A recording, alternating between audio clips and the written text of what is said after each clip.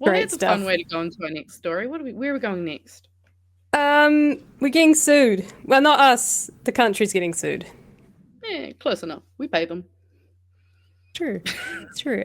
Our tax dollars are going to be spent on lawyer fees. Cool. Chloe, the Govt, is going to explain to us why New Zealand is getting sued over our climate policies, and hopefully Forms the first leg. These. Government is now being sued because its climate plan is not worth the paper that it's written on. We called it out back in December 2023 when the Prime Minister told our parliaments that the government was not weakening action on climate change, when the government was actively weakening action on climate change. It was then and is still now a demonstrable lie, and the substance of that forms the first leg of this legal case. Meanwhile, the Luxon government's second emissions reduction plan relies on economically unfeasible, unproven technologies and plastering the country in boundaries. I asked the Prime Minister for assurances on this in Parliament as recently as just last week, and he lied again. This is the second leg of the legal case. The government spent almost 2 years downplaying it all, telling everyone, don't worry about it. Everything is fine, while they dismantle effective climate policies, platform pseudoscience on agricultural emissions, and give huge handouts to the fossil fuel industry. Most recently, $200 million in the budget in May. This government would be a joke if the consequences of its actions were not so bad and so serious. But it's important to remind ourselves that things do not have to be this way. That's why the Greens produced Te Ara Ana Mata, our plan, to show you how we can stop pollution at the source and rapidly reduce emissions 5 times faster than the government's so-called plan, while also reducing our cost of living and increasing our quality of life. New Zealanders deserve so much better than this government taking us for chumps. So I want to shout out to the lawyers who are taking this government to court to hold them accountable for attempting to pull the wool over our eyes and pouring oil, coal, and gas on the climate crisis fire. Bars. Yeah. Straight bars. Thanks, Chloe, for explaining this to us. I've got so really interestingly, when I did a quick search on this, it's been picked up by international papers, and the top link was Al Jazeera and The Guardian, which is very interesting. So it's a global headline. The other thing I found really interesting is that, and I could be misremembering this, but they call our current government a right-wing coalition. Which the right-wing coalition government. There's a thing in New Zealand media where we don't label our parties right and left. Is that correct? Because it shows bias if we did? I mean, I think it's just because Kiwis also don't tend to like to use those terms just more generally. But it's also kind of nice in an article just to see that blatantly just put on paper. Oh yeah. It's just nice because we just don't see that, and I get kind of why the media don't do it if it's a thing of like not wanting to show bias. To be fair, when I think about it, they do like to use the term lefty when it's something that's pretty reasonable from the Greens, and they're getting absolutely reamed over it. So I guess we do like to use it when it's convenient. Yeah, the policies, yes. So policies definitely get labelled progressive, liberal, that sort of thing. I definitely see that language when it comes to policies, but the parties themselves, unless someone else is saying it, it's like quoting, neoliberal, ACT Party, that sort of thing. Unless it's someone saying it, typically it doesn't really pop up in our journalism. Just something that I don't know. Just something that popped out to me. I thought, I hadn't quite thought about that before. Yeah, interesting. So what's happening? So two groups representing hundreds of top environment lawyers are suing the New Zealand government over what they say is its dangerously inadequate plan to reduce emissions to net zero by 2050. It is the first time the country's emissions reduction plan has faced litigation, and the lawyers believe it is the first case globally that challenges the use of forestry to offset emissions. Lawyers for Climate Action NZ, an environmental law initiative, who represent more than 300 lawyers, filed judicial review proceedings against the government in Wellington's High Court on Tuesday. The groups have provided The Guardian with the first access to the claim. Maybe that's why they're top of the Google charts. Which argues the government has abandoned dozens of tools to tackle emissions, failed to adequately consult the public, and too heavily relies on high-risk carbon capture strategies such as forestry. The government's plan was fundamentally unambitious and a dangerous regression for the country.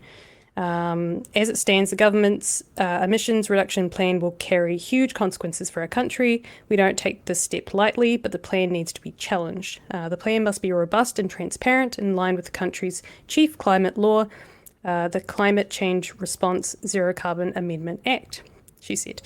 That was the executive director for the Lawyers for Climate Action NZ.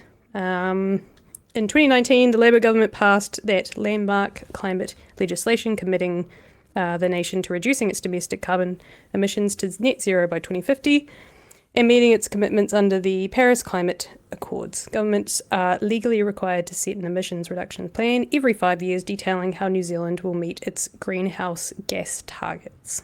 Last little bit. The right-wing coalition government has committed to the 2050 net zero emissions target. Its first emissions reduction plan, released in December, shows New Zealand is on track to reach emission targets up until 2030, but will not meet the targets in 5 years after. The government said it will address those targets in 2030. You better not fucking be here in 2030, to be honest.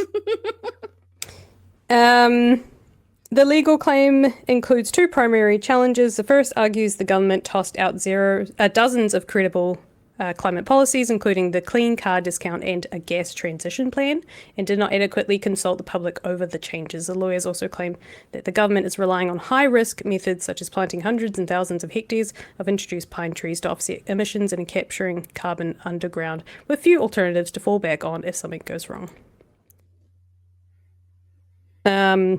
Yeah, it gives you the general gist of what's going on there.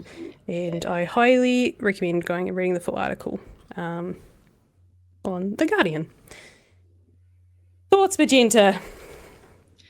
I mean, it's kind of nice to have some kind of, I guess, piece of evidence to go, hey guys, look, you fucking suck. Like, it's just been so frustrating because, like, people have been calling, like, I think there's a lot of talk around the fact that a lot of what was happening, even in just the first 100 days, was going to be essentially putting that at risk. So this is all, they did this knowingly. It's not like this Paris Accord is something brand new and they kind of just forgot about it because it's just kind of not really like that. It's a bit new. It's been there for a while. They knew it was there. They knew that these things were going to essentially not be good enough. And now they're going to get sued and we're going to have to probably pay for that process. So not only do they waste our money, but it's not really going to change the fact that the climate is still in danger and nothing's going to get done about it. All they're going to do is go through a suing process that doesn't kind of like, yes, it's great, but you know, like, it's one of those things of like, it doesn't unbreak the plate kind of vibes. It's good to hold them account and have something in this system to go, look, see, here is hard evidence that you have not been doing good governing. But it's also frustrating that the climate is going to have to pay harder because... And also, I like this point. I thought you can't lie in Parliament.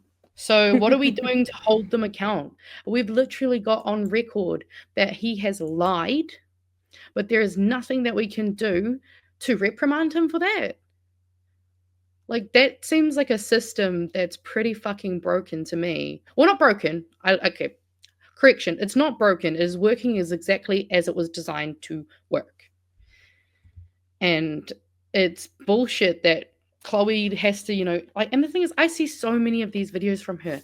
She's always the Green Party in general are always pointing out so many different things for us to have a look at and to see how bad this government is. And yet there's nothing that we can tangibly do about it until we have our fucking voting time. And this is where it gets very frustrating, because how is it acceptable that we pay these people to actively harm us and our country? Like, I feel like you should be able to lock someone up for fucking treason, because this is going against the people and the earth. Fuck you. I'm very frustrated. And it's just depressing. The other thing that I did say, which is kind of on the same lines when it comes to climate action, the government has moved to boost household solar power. So they've added in some incentives to help people get more out of their putting energy back into the grid, but not help people get under solar. So it's kind of benefiting those who already have solar or who have the money in order to put solar panels on their roofs, and then rewarding them more because they get money off their bills, which kind of gets them ahead even more. It's not helping people get onto the solar grid, or get it onto what do you call it? Like they had before. Landlords would probably benefit quite a lot from that. And I'm not saying it's a bad thing, but I mean, the people who can have all the houses will at least hopefully be incentivized to install these. But it would be better if they could make it more accessible, because, I mean, we should have so much more of these types of systems being set up. Yeah. Well, if they'd kept the incentive that they did have, I swear there was an incentive to put them on your housing. It was a rebate, I'm pretty damn sure. Or it was a government loan, if I remember, to help people get solar panels on their homes.